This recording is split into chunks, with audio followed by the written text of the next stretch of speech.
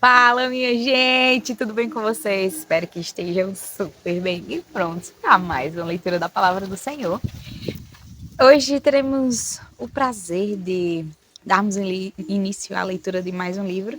Concluímos, a leitura do livro de Salmos, então, em substituição à leitura deste livro, a gente vai estar lendo o primeiro capítulo do livro de Atos dos Apóstolos. Sei que já lemos, mas é sempre bom relembrar. Vão ter detalhes que com certeza vocês já devem ter esquecido. E é bom quando a gente é relembrado, né? Isso fixa um pouco mais, como nos ajuda até mesmo corrigirmos aquilo que necessitamos. Ainda que o capítulo primeiro de Atos, né? Vai falar ali sobre, em sua maior parte, né? Sobre a escolha de um novo discípulo, sobre como que foi esse processo da subida de Deus aos céus, de Jesus aos céus, e como que ficou a igreja do Senhor, no caso os apóstolos, após tudo isso. Vamos também ler, e esse vai ser o primeiro capítulo, inclusive, o capítulo 20 de Josué, em seguida leremos o capítulo 21, e vai relatar um tanto sobre as escolhas das cidades refúgio, né? Vocês vão saber logo mais. Também leremos o capítulo 10 de Jeremias e concluiremos com a leitura do capítulo 24 de Mateus. Em Jeremias vai falar um pouquinho sobre a idolatria e a verdadeira adoração. É bom a gente se preocupar, porque às vezes a gente pensa que são coisas ou fatos que só ocorreram durante esse período, né? Na antiga aliança, antes da vinda de Cristo, né? Já que se remete ali no Antigo Testamento. Mas se a gente parar para prestar atenção, a gente só mudou de ídolos. A gente só mudou o objeto que substitui, que tem substituído a adoração ao Deus verdadeiro, aquele que é o único digno de louvor. E muitas vezes é coisas simples, que são até legítimas, mas que não deveriam estar ocupando o espaço que ocupa em nossas vidas. Por exemplo, as preocupações do dia a dia, como trabalho, casa, mantimento, e às vezes estão num lugar de primazia e a gente vai deixando as coisas do Senhor de lado. E isso também é idolatria, né? Tudo que toma o lugar do Senhor, a prioridade, em vez do próprio Deus, é um ídolo. E é aí que o Senhor nos dê graça a percebermos essas falhas que temos, os momentos em que nós acabamos deslizando em colocá-lo de lado, ou dar menos importância àquilo que é eterno, em busca do que é passageiro, para que a gente possa viver em conformidade com a vontade dele, glorificá-lo de fato e sermos servos fiéis, né? Que não é fácil. Seres imperfeitos buscando agradar e servir com excelência a um Deus que é santo, né? É difícil, não é uma tarefa fácil, mas se o Senhor nos incumbiu dela, Ele também é fiel e justo para nos capacitar e nos dar graça para que a gente consiga fazer isso da melhor forma que nos é possível. E é bom saber que Ele está ao nosso favor nesse sentido. Então, antes de iniciarmos a leitura, aprendermos um pouquinho mais a respeito de tudo isso, fazermos uma autoanálise de nós mesmos, vamos fechar os nossos olhos e conversar com esse Deus na dependência dele para entendermos todos os seus ensinamentos e de fato dar a devida importância, né? Então fecha teus olhos e ora juntamente comigo. Pai Santo, Deus majestoso, excelso, fiel, justo, misericordioso, louvamos a Ti, ó Deus, por todos os Teus atributos, pela Tua divindade, pelo Teu eterno poder, pela Tua onipotência, onipresença, onisciência. Deus, como é bom poder conversar contigo, até mesmo por meio dos nossos pensamentos, por saber que o Senhor sonda e conhece o nosso coração, que o Senhor esquadrinha o nosso andar, sabe quando deitamos, quando nos levantamos. É bom não precisar necessariamente relatar cada ação nossa, como quantas vezes respiramos, porque tu sabes tudo isso. Mas é bom também saber que tu nos entende e quando chegamos na tua presença para abrir o nosso coração, tu já o sabes, ó Deus. Como é bom, Deus, chegarmos diante da tua presença e podermos ser ouvidos pelo Senhor sem que haja necessidade de parecermos o que não somos, de agir falsamente, porque tu nos conhece, Pai. E apesar de nós, tu nos ouve e tu nos ajuda, tu vem em nosso auxílio, ainda que não venhamos merecer, ainda que muitas vezes sejamos pessoas egoístas, orgulhosas, e isso não nos alegra, Pai, de forma alguma. Na verdade, nos entristece porque, e muito, ó Deus, a gente tem entristecido, antes de tudo, o teu Santo Espírito, tem desapontado o Senhor. Deus, é bom sabermos que estamos diante da tua presença e que o Senhor não nos olha como os homens vê. E que o Senhor, na verdade, olha o nosso coração. Que somos aceitos por ti, graças ao sacrifício perfeito do teu Filho. Obrigada, Pai. Obrigada pela tua palavra. Obrigada por ser tão misericordioso, tão grande, tão bondoso e compartilhar conosco os teus planos, os teus propósitos, a tua vontade, para que a gente possa conhecer, ainda que não sejamos dignos de nada, mas o Senhor nos dá parte contigo, nos dá essa honra de sabermos as tuas pretensões, que o Senhor tem planejado e o fim de tudo isso, que de fato é um deleite eterno na tua presença. Deus, obrigada. Obrigada por não nos deixar abandonar a nossa própria sorte, nem nos largar à ignorância. Obrigada pelo conhecimento que vem do Senhor e a sabedoria também. Nos perdoa as falhas que temos, nos dá a graça de termos um momento em particular com o Senhor para abrirmos ainda mais o nosso coração. Fala conosco, Pai. Tenha misericórdia e nos ajuda a perseverarmos até o final na leitura da tua palavra e em oração. Nos ajuda também a darmos testemunho, a compartilhar com outros a respeito dos teus grandes feitos. É assim que nós te oramos, Deus, pelos méritos do teu Filho amado que sangrou naquela cruz, mesmo sem merecer. É pelos méritos deles que te clamamos. Em nome de Jesus. Amém e amém. Capítulo 20 e 21 de Josué. Capítulo 20, inicialmente, que diz o seguinte: O Senhor ordenou a Josué: diga aos filhos de Israel, escolham as cidades de refúgio de que lhes falei por meio de Moisés, para que possa fugir para lá o homicida que matar uma pessoa por engano ou sem querer. Estas cidades serão para vocês um lugar de refúgio contra o vingador do sangue. Ao fugir para uma dessas cidades, o homicida involuntário se colocará junto ao portão da cidade e exporá o seu caso aos anciãos daquela cidade. Então eles o levarão para dentro da cidade e lhe darão lugar para que habite com eles. Se o vingador do sangue o perseguir, não lhe entregarão nas mãos do homicida, porque matou o seu próximo sem querer e não porque o odiava. Habitará nessa cidade até que compareça em juízo diante da congregação, até que morra o sumo sacerdote que estiver servindo naqueles dias. Então o homicida poderá voltar à sua cidade e à sua casa, a cidade de onde fugiu. Assim designaram solenemente Quedes, na Galileia, na região montanhosa de Naftali, Siquém, na região montanhosa de Efraim, e Kiriat Arba, ou seja, Hebron, na região montanhosa de Judá.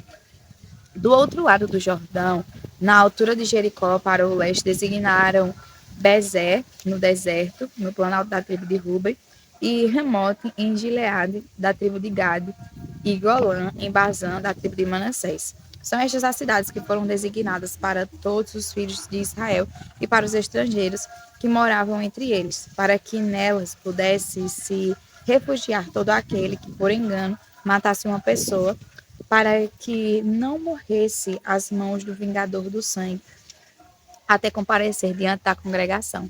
Capítulo 21. Então os chefes das famílias dos levitas se aproximaram de Eleazar, o sacerdote de Josué, filho de Num, e dos chefes das famílias das tribos dos filhos de Israel, em Siló, na terra de Canaã, e lhes disseram: O Senhor ordenou por meio de Moisés que fossem dadas cidades para morar e também os seus arredores para os nossos animais. E os filhos de Israel deram aos levitas da sua herança, segundo o mandado do Senhor, algumas cidades e os seus arredores. A sorte saiu para as famílias dos coatitas. Assim, os levitas, que eram descendentes do sacerdote Arão, receberam por sorteio 13 cidades das tribos de Judá, Simeão e Benjamim. Os outros filhos de Coate receberam por sorteio 10 cidades das famílias da tribo de Efraim, da tribo de Dan e da meia tribo de Manassés. Os filhos de Gerson receberam por sorteio 13 cidades das famílias da tribo de Issacar, da tribo de Azer, da tribo de Naphtali e da meia tribo de Manassés em Bazã. Os filhos de Merari receberam por sorteio, segundo as suas famílias, 12 cidades das tribos de Ruben, Gade e Zebulon. Os filhos de Israel deram aos levitas estas cidades e os seus arredores por sorteio, como o Senhor havia ordenado por meio de Moisés. Das tribos dos filhos de Judá e dos filhos de Simeão, os filhos de Israel deram mais algumas cidades que nominalmente foram designadas, para que fossem dos filhos de Arão, das famílias dos coatitas, dos filhos de Levi, porque a primeira sorte foi deles. Assim, lhes deram Kiriat Arba. Arba era pai de Anak, que é Hebron, na região montanhosa de Judá, e em torno dela, os seus arredores. Porém, o campo da cidade, com as suas aldeias, deram a Caleb, filho de Jefoné, como sua propriedade. Assim, os filhos de Arão, o sacerdote, deram Hebron, cidade de refúgio do homicida, com os seus arredores, Libna com seus arredores, Jatir com seus arredores, Estemoa com seus arredores, Olom com seus arredores, Debir com seus arredores, Aim com seus arredores, Jutá com seus arredores e Bet-Semes com seus arredores. Ao todo, 9 cidades. Dessas duas tribos, da tribo de Benjamim, deram Gibeão com os seus arredores, Gaba com os seus arredores, Anatote com seus arredores e Almon com seus arredores. Ao todo, 4 cidades. O total das cidades dos sacerdotes, filhos de Arão, foi 13 cidades com os seus arredores. As outras famílias dos levitas de Coate receberam as cidades da sua sorte da tribo de Efraim. Deram-lhes Siquém, cidade de refúgio do homicida, com os seus arredores, na região montanhosa de Efraim, Gezer com os seus arredores, Kibzaim com os seus arredores e Bet-Horon com os seus arredores. Ao todo, 4 cidades da tribo de Dan deram Elteque com os seus arredores, Gibeton com os seus arredores, Aijalon com seus arredores e Gat-Rimon com os seus arredores. Ao todo, 4 cidades. Da meia tribo de Manassés deram Tanak com seus arredores e Gat-Rimon com seus arredores. Ao todo, 2 cidades. No total, 10 cidades com os seus arredores para as famílias dos demais filhos de Coates. Aos filhos de Gerson, das famílias dos levitas, deram em Bazã, da tribo de Manassés, Golã, a cidade de refúgio para o homicida, com os seus arredores, e Beesterá, com os seus arredores. Ao todo, 2 cidades. Da tribo de Issacar deram Quisião, com os seus arredores, Daberate, com seus arredores, Jarmute com seus arredores e Enganim com seus arredores. Ao todo, 4 cidades. Da tribo de Azer deram Misael com seus arredores, Abdon com seus arredores, Elcate com seus arredores e Reob com seus arredores. Ao todo, 4 cidades. Da tribo de Naphtali deram na Galileia, Quedes, cidade de refúgio para o homicida, com seus arredores, Ramot-Dor, com seus arredores, e Cartã, com seus arredores. Ao todo, 3 cidades. Total das cidades dos Gersonitas, segundo as suas famílias, 13 cidades com seus arredores. As famílias dos demais levitas, dos filhos de Merari deram da tribo de Zebulon, Jocneão com seus arredores, Cartá com seus arredores, Dimna com seus arredores e Nalaal com os seus arredores. Ao todo, 4 cidades da tribo de Ruben deram Bezer com seus arredores, Jaza com seus arredores, Quedemote com seus arredores e Mefaate com seus arredores. Ao todo, 4 cidades. Na tribo de Gade, deram em Gileade, Ramote, cidade de refúgio para o homicida, com seus arredores.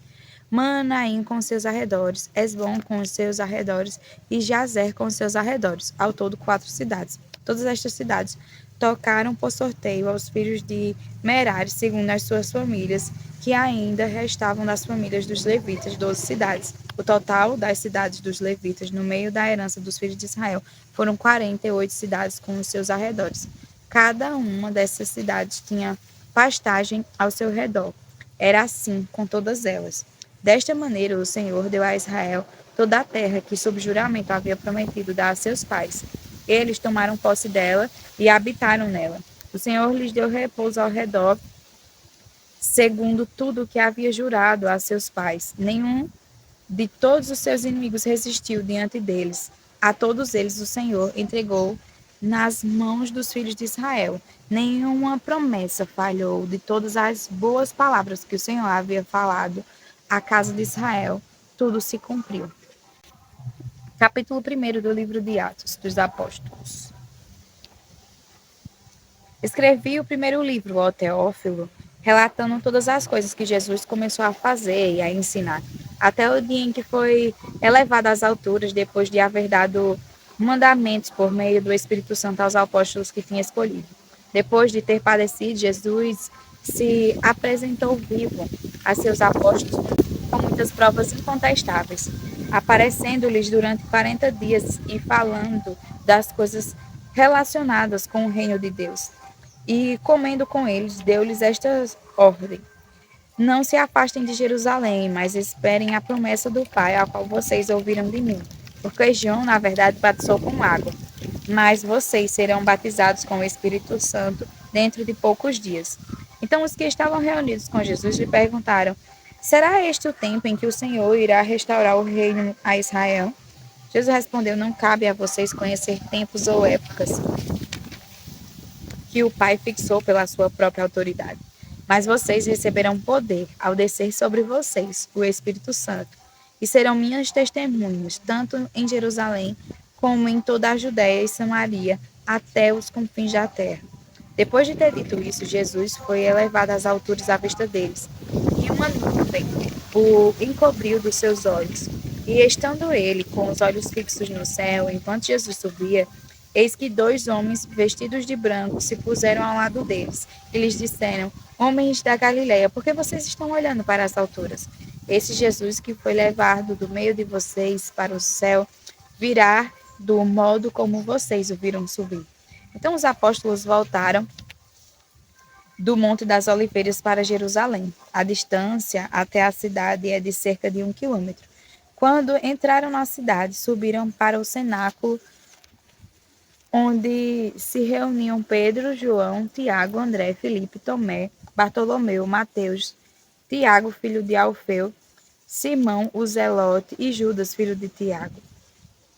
Todos estes perseveravam unânimes em oração com as mulheres, com Maria, mãe de Jesus, e com os irmãos dele. Naqueles dias, Pedro se levantou no meio dos irmãos, que foram em grupo de mais ou menos 120 pessoas, e disse: irmãos, era necessário que se cumprisse a escritura que o Espírito Santo predisse pela boca de Davi a respeito de Judas, que foi o guia daqueles que prenderam Jesus.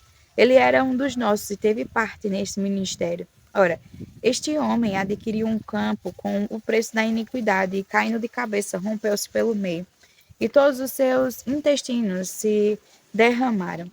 Isto chegou ao conhecimento de todos os moradores de Jerusalém, de maneira que em sua própria língua esse campo era chamado Aceldama, isto é, campo de sangue. E Pedro continuou: porque está escrito no livro dos Salmos: fique deserta a sua morada e não haja quem nela habite, e que outro tome o seu encargo. Portanto, é necessário que os homens que nos acompanharam todo o tempo em que o Senhor Jesus andou entre nós, começando no batismo de João até o dia em que foi tirado do nosso meio e levado às alturas, um destes se torne testemunha conosco da sua ressurreição.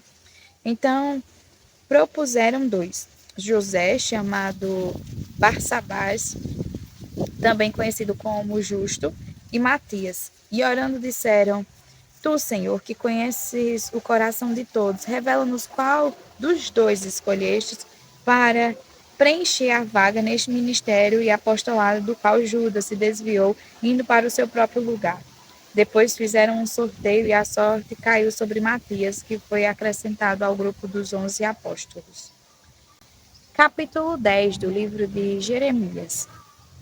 Ouçam a palavra que o Senhor dirige a vocês, ó casa de Israel. Assim diz o Senhor: não aprendam o caminho dos gentios, nem fiquem com medo dos sinais nos céus, porque com eles os gentios se atemorizam. Porque os costumes dos povos são vaidade. Cortam árvore do bosque e um artífice a trabalha com o machado, com prata e ouro a enfeitam, com pregos e martelos a fixam para que não caia. Os ídolos são como um espantalho em pepinal. Eles não falam, necessitam de quem os leve, porque não podem andar. Não tenham receio deles, pois não podem fazer mal. Também não podem fazer o bem. Não há ninguém semelhante a ti, Senhor. Tu és grande e grande é o poder do teu nome. Quem não temeria a ti, ó Rei das Nações? Porque isto te é devido, porque entre todos os sábios das nações e em todo o seu reino não há ninguém semelhante a ti. Mas todos eles se tornaram estúpidos e tolos. Seu ensino é vão e morto, como um pedaço de madeira. Traz-se prata batida de Tarsis e ouro de Ufaz. Os ídolos são obra de artífice e de mãos de ourives. Da cor azul e púrpura são as vestes deles. Todos eles são obra de pessoas habilidosas. Mas o Senhor é o verdadeiro Deus. Ele é o Deus vivo e o Rei eterno. A terra treme diante do seu furor e as nações não podem suportar a sua indignação. Digam-lhes o seguinte: os deuses que não fizeram os céus e a terra desaparecerão da terra e debaixo destes céus. O Senhor fez a terra pelo seu poder.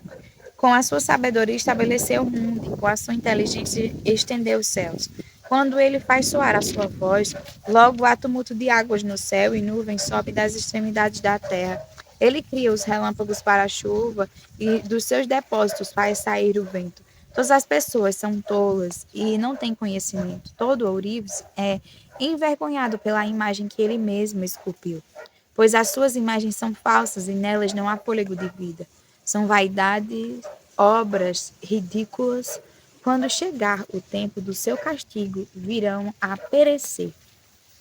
Aquele que é a porção de Jacó não é semelhante a essas imagens, porque ele é o Criador de todas as coisas. Israel é a tribo da sua herança. Senhor dos exércitos é o seu nome. Ajunte do chão os seus pertences, ó filha de Sião, você que mora num lugar sitiado, porque assim diz o Senhor: eis que desta vez lançarei fora os moradores da terra e os angustiarei para que venham a senti-lo. Ai de mim, por causa da minha ruína, a minha ferida é muito grave. E eu dizia: certamente este é o meu sofrimento, e eu posso suportá-lo. A minha tenda foi destruída, todas as cordas se romperam. Os meus filhos se foram e já não existem. Não restou ninguém para levantar a minha tenda e erguer as suas lonas. Porque os pastores se tornaram tolos e não buscaram o Senhor. Por isso, não prosperam em todos os seus rebanhos, se acham dispersos. Eis aí um rumor. Eis que vem grande tumulto da terra do norte para fazer da cidade de Judá uma desolação, morada de chacais. Eu sei, ó Senhor, que não cabe ao ser humano determinar o seu caminho, nem cabe ao que anda dirigir os seus passos. Castiga-me, ó Senhor, mas em justa medida, não na tua ira, para que não me reduzas a nada. Derrama o teu furor sobre as nações que não te conhecem, e sobre os povos que não invocam o teu nome, porque foram eles que devoraram Jacó. Eles o devoraram, consumiram e destruíram as suas moradas. Capítulo 24 do livro de Mateus. Jesus saiu do templo e, enquanto caminhava, os seus discípulos se aproximaram para lhe mostrar as construções do templo. Ele, porém, lhes disse: Vocês estão vendo todas estas coisas? Em verdade lhes digo que não ficará aqui pedra sobre pedra que não seja derrubada. Jesus estava sentado no Monte das Oliveiras quando os discípulos se aproximaram dele e, em particular, lhe pediram: Diga-nos quando essas coisas vão acontecer e que sinal haverá da sua vinda e do fim dos tempos. E Jesus respondeu: Tenham cuidado para que ninguém os engane, porque muitos virão em meu nome dizendo: Eu sou o Cristo, e enganarão a muitos. E vocês ouviram falar de guerras e rumores de guerras. Fiquem atentos. E não se assustem, porque é necessário que isso aconteça, mas ainda não é o fim. Porque nação se levantará contra nação e reino contra reino, haverá fomes e terremotos em vários lugares, porém todas essas coisas são o princípio das dores. Vocês serão entregues para serem maltratados e eles os matarão. Vocês serão odiados por todas as nações por causa do meu nome. Nesse tempo, muitos hão de se escandalizar, trair e odiar uns aos outros. Muitos falsos profetas se levantarão e enganarão a muitos, e por se multiplicar a maldade, o amor se esfriará de quase todos. Aquele, porém, que ficar firme até o fim, esse será salvo. E será pregado este evangelho do reino por todo o mundo, para testemunho a todas as nações. Então virá o fim. Quando, pois, vocês virem situado no lugar santo o abominável da desolação de que falou o profeta Daniel, quem lê entenda. Então os que estiverem na Judéia fujam para os montes. Quem estiver no terraço, não desça para tirar de casa alguma coisa. E quem estiver no campo, não volte atrás para buscar a sua capa. Ai das que estiverem grávidas e das que amamentarem naqueles dias. Orem para que a fuga de vocês não aconteça no inverno nem no sábado, porque nesse tempo haverá grande tribulação, como nunca houve desde o princípio do mundo até agora, e nunca jamais haverá. Não tivesse aqueles dias sido abreviados, ninguém seria salvo, mas por causa dos escolhidos, tais dias serão abreviados. Então, se alguém disser a vocês: Olhem, aqui está o Cristo, ou ali está ele, não acreditem, porque surgirão falsos cristos e falsos profetas, operando grandes sinais e prodígios para enganar, se possível, os próprios eleitos. Eis que tenho predito isso a vocês. Portanto, se disserem a vocês: Eis que ele está no deserto, não vão lá. Ou se disserem: Eis que ele está no interior da casa, não acreditem. Porque assim como o relâmpago sai do oriente e brilha até o ocidente, assim será a vinda do Filho do Homem. Onde estiver o cadáver, aí se ajuntarão os abutres. Logo em seguida, a tribulação daqueles dias, o sol escurecerá, a lua não dará a sua claridade, as estrelas cairão do firmamento e os poderes do céu serão abalados. Então aparecerá no céu o sinal do Filho do Homem. Todos os povos da terra se lamentarão e verão o Filho do Homem vindo sobre as nuvens do céu com poder e grande glória. E ele enviará os seus anjos com grande som de trombeta, os quais reunirão os seus escolhidos dos quatro ventos, de uma a outra extremidade dos céus. Aprendam a parábola da figueira quando já os seus ramos se renovam e as folhas brotam. Vocês sabem que o verão está próximo. Assim também vocês, quando virem todas estas coisas, saibam que está próximo, às portas. Em verdade lhes digo que não passará esta geração sem que tudo isso aconteça. Passará o céu e a terra, porém as minhas palavras não passarão. Mas a respeito daquele dia e hora ninguém sabe, nem os anjos dos céus, nem o Filho, senão o Pai. Pois assim como foi nos dias de Noé, assim será também a vinda do Filho do Homem. Pois assim como nos dias anteriores ao dilúvio comiam e bebiam, casavam e davam-se em casamento até o dia em que Noé entrou na arca, e não o perceberam, até que veio o dilúvio e os levou a todos, assim será também a vinda do Filho do Homem. Então 2 estarão no campo, um será levado e outro será deixado. 2 mulheres estarão trabalhando no moinho, uma será levada e a outra deixada. Portanto, vigiem, porque vocês não sabem em que dia virá o Senhor de vocês. Porém, considerem isto: se o pai de família soubesse a que hora viria o ladrão, vigiaria e não deixaria que a sua casa fosse arrombada. Por isso, estejam também vocês preparados, porque o Filho do Homem virá a hora em que vocês menos esperam. Quem é, pois, o servo fiel e prudente, a quem o Senhor deixou encarregado os demais servos, para lhes dar o sustento a seu tempo? Bem-aventurado aquele servo a quem seu Senhor, quando vier, achar fazendo assim. Em verdade lhes digo que lhe confiará todos os seus bens. Mas o que acontecerá se aquele servo, sendo mau, disser consigo mesmo: Meu senhor demora para vir, e começar a espancar os seus companheiros e a comer e beber com os bêbados? Virá o senhor daquele servo em dia em que não o espera e em hora em que não sabe, e irá aplicar-lhe um castigo severo, condenando-o com os hipócritas. Ali haverá choro e ranger de dentes. Amém. Até amanhã para mais uma leitura da palavra do Senhor. Com Deus.